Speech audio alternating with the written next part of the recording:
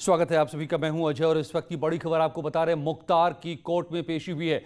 मऊ के gangster court में मुख्तार की वर्चुअल पेशी हुई।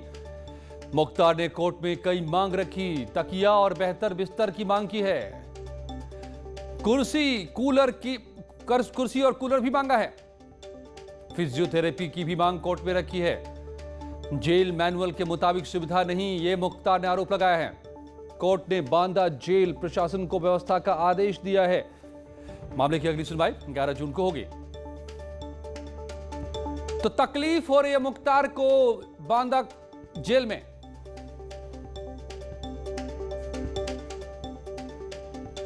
ऐसी थी जिसमें प्रोसिक्यूशन चाहता था कि उनको जेल बांदा से मऊ न्यायालय में प्रेषित किया जाए, लेकिन मैंने एक दरखास्त दिया, ऑनरेबल सुप्रीम कोर्ट की व्यवस्था भी दिया, जिसे उनकी कोर्ट ने दोनों पक्षों को सुनने के बाद कहा कि नहीं, वीडियो कॉन्फ्रेंसिंग से उनकी पेशी सुनिश्चित की जाए। और वीडियो कॉन्फ्रेंसिंग से उनकी पेशी सुनिश्चित हुई। 11/6 की डेट मुकर्रर थी।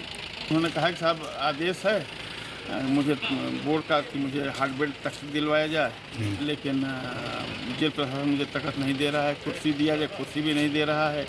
तो इस ढंग से श्रीमान से निवेदन है कि मुझे कुर्सी और जेल उसके लिए आदेश करवा दें, चौकी के लिए। फिजियोथेरेपी, कमर में मेरे दर्द है, उसके लिए डॉक्टर ने भी एडवाइस किया, मेडिकल बोर्ड ने, कि फिजियोथेरेपी कराई जाए। वह यहाँ आज 60 दिन जब से आए हैं तो फिजियोथेरेपी नहीं हो पा रही है, तो फिजियोथेरेपी की भी व्यवस्था सुनिश्चित कराई जाए। आनंद मिश्रा हमारे संवाददाता मऊ से मेरे साथ जुड़ गए हैं। आनंद, तो क्या क्या तकलीफें बताई मुख्तार अंसारी ने आज अदालत में?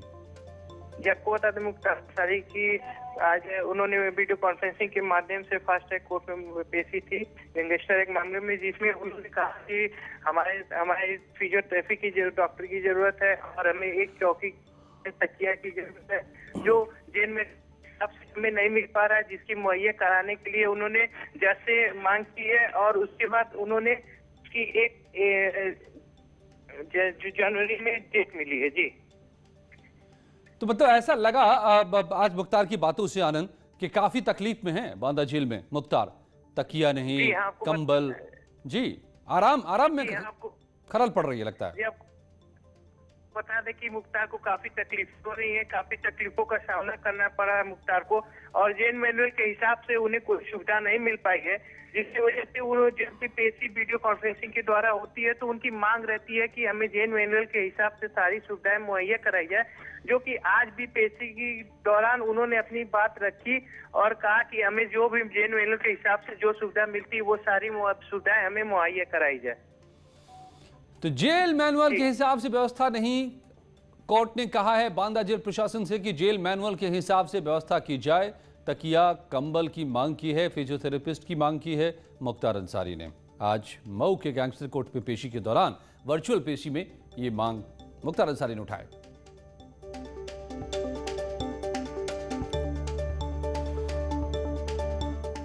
और सूत्रों के हवाले से बड़ी खबर आ रही है। वैक्सीन को लेकर भारत सरकार का बड़ा कदम। विदेशी वैक्सीनों को मंजूरी की प्रक्रिया तेज की जा रही है।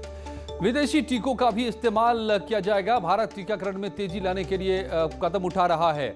WHO की लिस्ट में शामिल वैक्सीन पर फोकस किया जा रहा है। पहले 100 लोगों की ग्रुप को दी जाएगी वैक्सीन। ग्रुप की 7 दिनों तक निगरानी की जाएगी और फिर उसके बाद वैक्सीन का इस्तेमाल होगा, यानी कि पहले एक छोटा सा ट्रायल किया जाएगा। हालांकि WHO ने मंजूरी दी हुई है जिन वैक्सीनों को, उन्हीं के आयात की तैयारी हो रही है, मगर फिर भी एक बार भारत के लोगों पर 100 लोगों पर ट्रायल भी किया जाएगा। रंजीता झा हमारी संवाददाता मेरे साथ जुड़ गए। रंजीता, तो अब जाकर लगता है कि वैक्सीन लाने की तैयारी हो रही है बड़े पैमाने पर दुनिया भर से।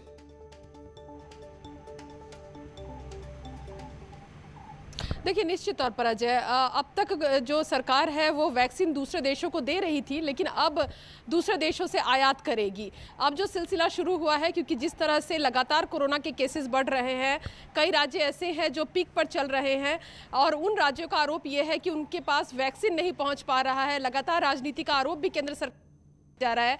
ऐसे में स्वास्थ्य मंत्रालय का एक बड़ा फैसला, नेशनल एक्सपर्ट ऑन वैक्सीन जो कमेटी है, उसने ये फैसला लिया है कि जो भी विदेशी वैक्सीन आज तक कोरोना के बने हैं, जो WHO के लिस्ट में शामिल है, उन तमाम वैक्सीनों को जिनको दूसरे देशों ने भी आपात स्थिति में इस्तेमाल करने की अनुमति दी है, उनको अब भारत भी इस्तेमाल करने की अनुमति देगी। एक बात समझ से परे है, करनी है भारत सरकार को, वो तैयारी शुरू हो गई है स्वास्थ्य मंत्रालय की तरफ से। रंजीता, क्या आप समझ पा रहे हैं इस पूरी खबर में कि अचानक से वैक्सीन की इतनी किल्लत कैसे हो गई?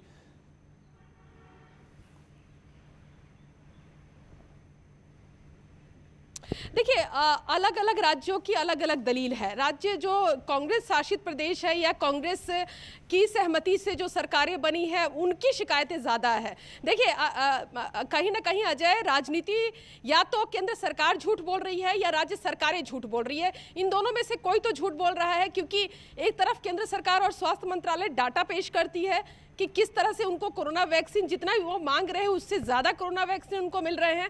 वहीं राज्य सरकार ये आरोप लगाती है कि उनके पास स्टॉक में सिर्फ 2 दिनों का या 2 हफ्तों का इसी तरह का वैक्सीन उनके पास उपलब्ध है।